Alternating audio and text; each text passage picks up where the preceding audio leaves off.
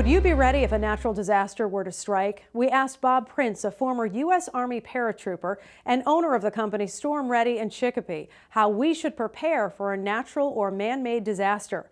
He showed Connecting Point's Jim Madigan recently the supplies needed to put together a one-week family preparedness kit. The truth of the matter is, for a period of time, we are all on our own. It's not because of lack of anything, it's just the way it is. You know, the local services will be overwhelmed, and there will be a period of time, an unknown period of time, that we will be on our own.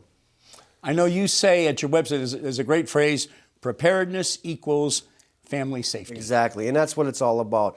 We're protecting ourselves by getting prepared now, because once the event happens, it's too late. There's no, let me run to the store. Well, we could have massive power outage. We could have who knows what. And you're stuck at home with what you have now. And so now is the time to get prepared. Resources are abundant and their prices are fair. When things go the wrong way, you will experience price gouging if you can even find these products, which I can guarantee you won't. All right, let's take a look now. If folks can see the table here between us, that usually has just a couple of glasses of water and a little bit of my information and papers on it. Not today. What you've got here basically, and you say, if there's some disaster, you better think you could be on your own, help not able to get to you, especially if you're not in the worst situation. They're going to try to get to the worst hurt first, the way it should be, but you're still out there with nothing for you and your family unless you've planned ahead.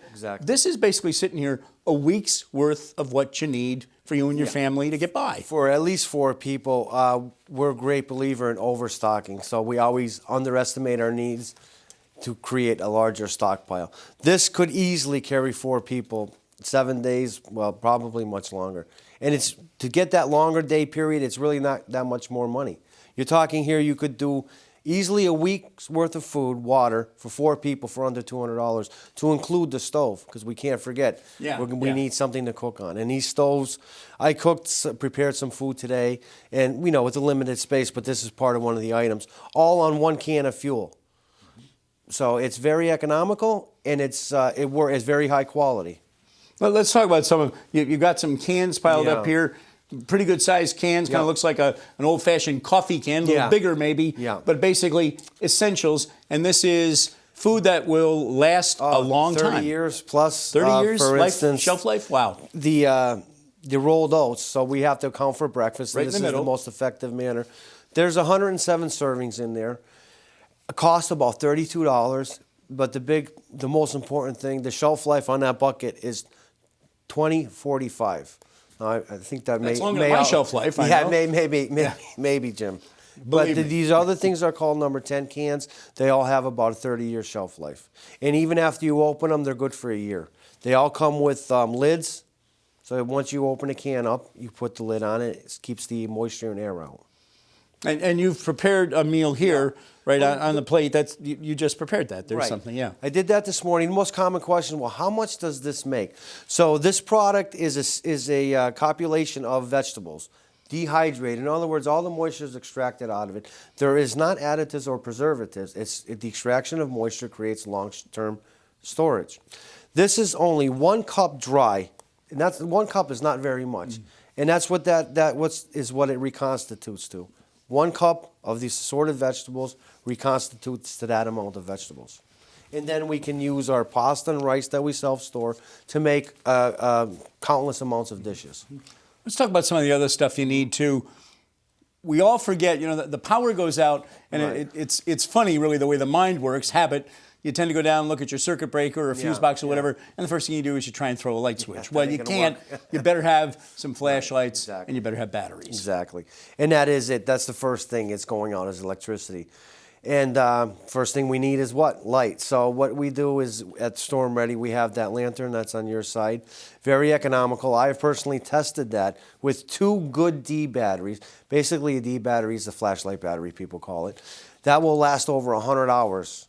Now, it's not as bright as your spotlights in the studio. However, it will last 100 hours versus a very bright lantern that you have to change the batteries every 6 to 8 hours. That's not good. We don't want people going out spending $100 on batteries. We want them to get a 20-pack of batteries that'll take care of all their lighting needs for weeks. Another thing you talk about is water. Yeah. Chances are water mains may be out or affected, or the plants that purify. You should get some water purifiers. Absolutely. What people don't realize is there's 850 water main breaks a day in our nation. Our water infrastructure is crumbling around us. We have water mains that break for no reason. Water is an absolutism. Now, we always suggest a 55-gallon drum for water storage. However, we realize we want to include and do include everybody in the preparedness process. So if you don't have a lot of money, yes, you can get the bottled water. It's not the most recommended, but the reality is if you don't have the money, you got to get something. So when you choose a water bottle, there are some that are if you grab them, my God, I think you could put your fingers through them. But there's others that are more durable, maybe $1 or $2 more a case. But get the more durable bottle of water for your water storage, for your emergency water storage.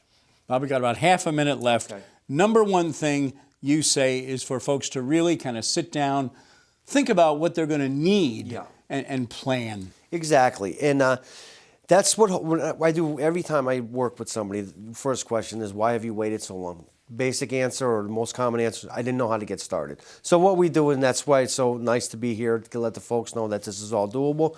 We provide the guidance that people will need at Storm Ready. We simplify it. We keep our system simple, so it is affordable to everybody, and everybody can do it. Bob Prince, Storm Ready in Chicopee, thanks for your time. Thank you, Jim.